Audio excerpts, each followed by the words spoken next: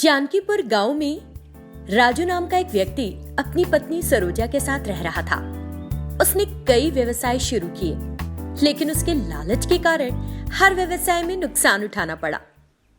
एक दिन राजू बड़ा उत्साहित होकर अपनी पत्नी के पास आया। सरोजा, कहाँ हो? यहाँ आओ। क्या हुआ जी, क्या हुआ? आज तो बड़े जोश में भरे हो, ऐसे तो पहले कभी नहीं देखा। हाँ सरोजा, मैं एक नया व्यवसाय शुरू करूंगा। तुरंत सरोजा ने एक तरफ देखकर कहा, तुम इंसान नहीं हो, तुम एक गिरगिट हो।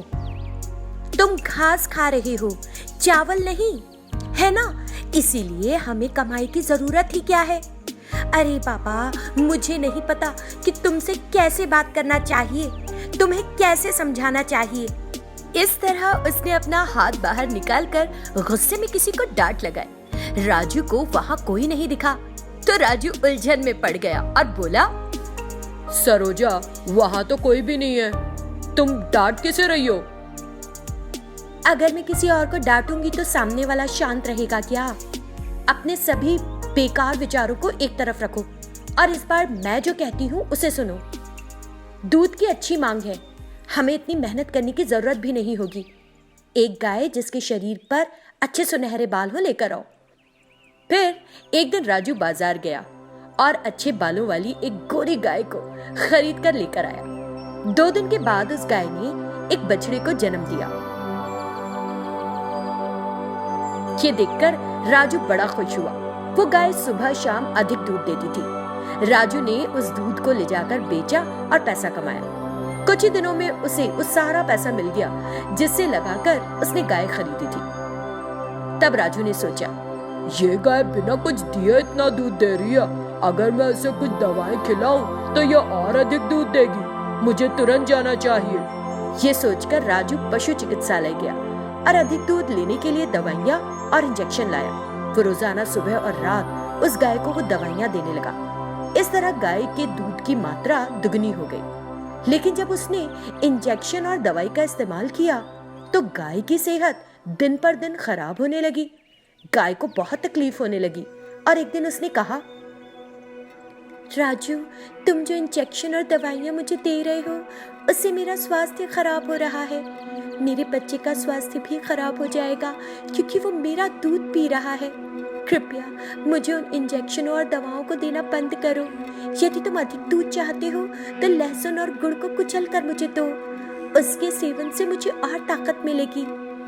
उसे खाकर तुमको तो ताकत मिल जाएगी, लेकिन मुझे दूध ज्यादा नहीं मिलेगा ना। मैं ऐसा नहीं करूंगा। इतना कहते हुए राजू वहां से चला जाता है। तब गाय ने अपने बच्चे को पास लाया और उसे चूमा और रोने लगी। कुछ दिन बीत गए। गाय का स्वास्थ्य पूरी तरह से खराब हो गया। गाय में उठकर खड़े होने की भी शक्ति नहीं बची थी। वो गाय बस अपने बच्चे को देख रही थी और रोती रहती थी। पास के पेड़ पर एक चुड़ैल ने गाय को पीड़ित देखा और उसे उस पर दया आई।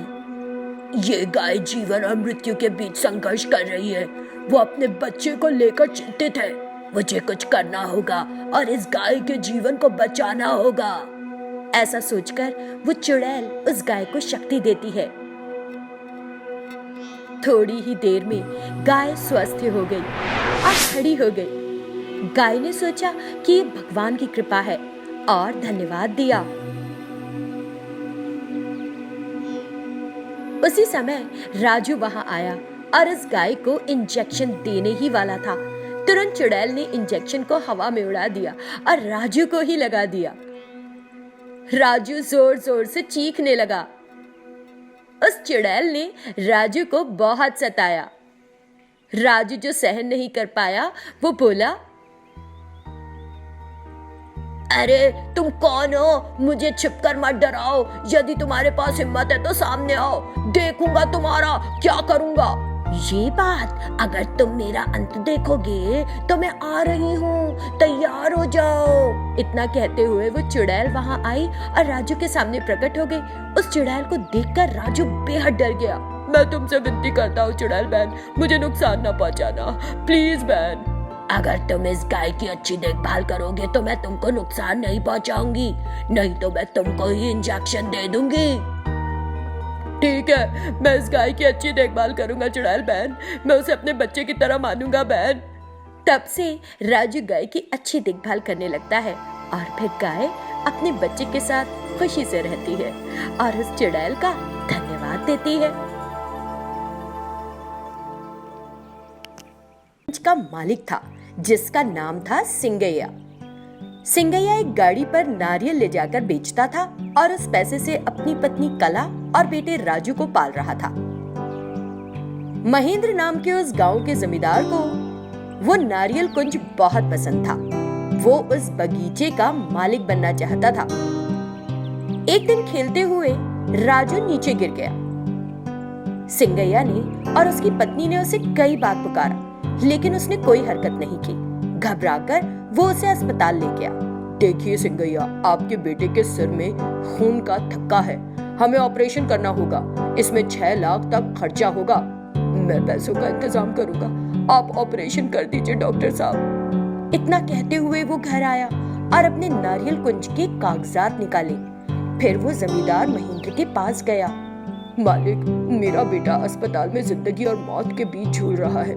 डॉक्टर ने मुझे ऑपरेशन करने के लिए पैसे देने को कहा है। ये नारियल कुंज के कागजात रख लो और मुझे पैसे दे दो मालिक। जमींदार तो ऐसे अवसर की ही प्रतीक्षा कर रहा था।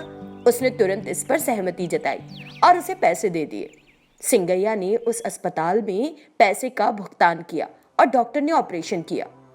नारियल सर, नारियल, कीमत कम, पानी ज्यादा। इतना कहकर वो गाड़ी पर नारियल रखकर उसे धकेलकर बेच रहा था। जमींदार ने देखा, अगर वो इस तरह नारियल बेचता रहा तो सारा कर्ज चुकता कर देगा और अपने नारियल के कुंज का फिर मालिक बन जाएगा। मुझे कुछ करके उसके नारियल नहीं बिकने देने चाहिए। ऐसा सोचते हुए उसने अपने आदमियों से कहा कि वे लोगों को सिंगैया से नारियल ना खरीदने के लिए भड़काएं। उन्होंने सिंगैया के पास जाकर नारियल पानी पिया और बोले, ये नारियल पानी अच्छा नहीं है। तुम सड़े हुए नारियल बेच रहे हो। इतना कहते हुए उन्होंने सिंगैया को डांटा। मैं तो कितने ही गांव में जा रहा हूँ और नारियल बेच रहा हूँ, तुम कैसे कह रहे हो कि पानी अच्छा नहीं है? बिना पैसे दिए तुम मुझे धोखा दे रहे हो। इस तरह सिंगैया ने उनसे अनुरोध किया, लेकिन उन्होंने उसे फिर से डांट दिया और बिना पैसे दिए वहां से चले गए। अगले दिन एक भी नारियल नहीं बिका। सिंगैया को निराशा हुई और उसने सोचा, इन 2 दिनों में एक भी नारियल नहीं बेचा गया। अगर ऐसा ही लगा रहा तो मेरे परिवार को पालना बहुत मुश्किल हो जाएगा। फिर मेरे लिए बस मौत ही एकमात्र रास्ता बचेगा। ऐसा सोचकर वो उस गांव के बगल के जंगल में चला गया। वो एक पेड़ के नीचे बैठ गया और अपने धंधे को लेकर चिंतित हो रहा था। इसी बीच एक संत उसके पास आए। सुनो वत्स, मुझे बहुत प्यास लग रही है, मुझे एक नारियल दे दो। संत, कोई भी इन नारियलों को नहीं खरीद रहा क्योंकि पानी अच्छा नहीं है, इसीलिए मैं इन्हें ले आया और यहाँ फेंक दिया। आप संत हैं, मैं आपको ये नारियल पानी देने की गलती नहीं कर सकता हूँ, मुझे माफ कर दीजिए। ठीक है वत्स, लेकिन मुझे पहले अपनी प्यास बुझानी है। तुरंत सिंगैया ने उन्हें एक नारियल दिया। संत ने वो पानी पिया और कहा, समस्या तुम्हारे नारियल पानी में नहीं है, मुझे लगता है कि कोई और कारण है। हाँ संत, जमींदार मेरे नारियल कुंज के कागजात नहीं वापस कर रहा, जबकि मैं पैसे चुका रहा हूँ। वो कह रहा है कि मैंने कोई पैसा नहीं दिया। तुम्हारी समस्या सुनकर मुझे दया आ रही है। तुमने अपने नारियल पानी से मेरी प्यास बुझाई, मैं तुम्हें वो नारियल कुंज वापस दिलवाऊंगा। चिंता मत करो वत्स, मैं तुमको एक मंत्र बताता हूँ। उस मंत्र का जाप करने के बाद तुम जैसा चाहोगे वैसा ही होगा। तब संत ने उसके कान में एक मंत्र कहा और तुरंत वहां से गायब हो गए।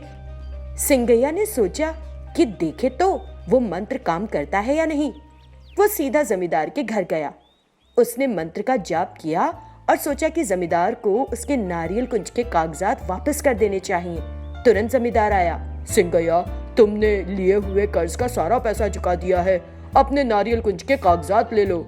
इतना कहते हुए उसने कागजात सिंगैया को वापस दे दिए। सिंगैया बहुत खुश हुआ और संत को धन्यवाद दिया। फिर वो अमीर भी बन गया।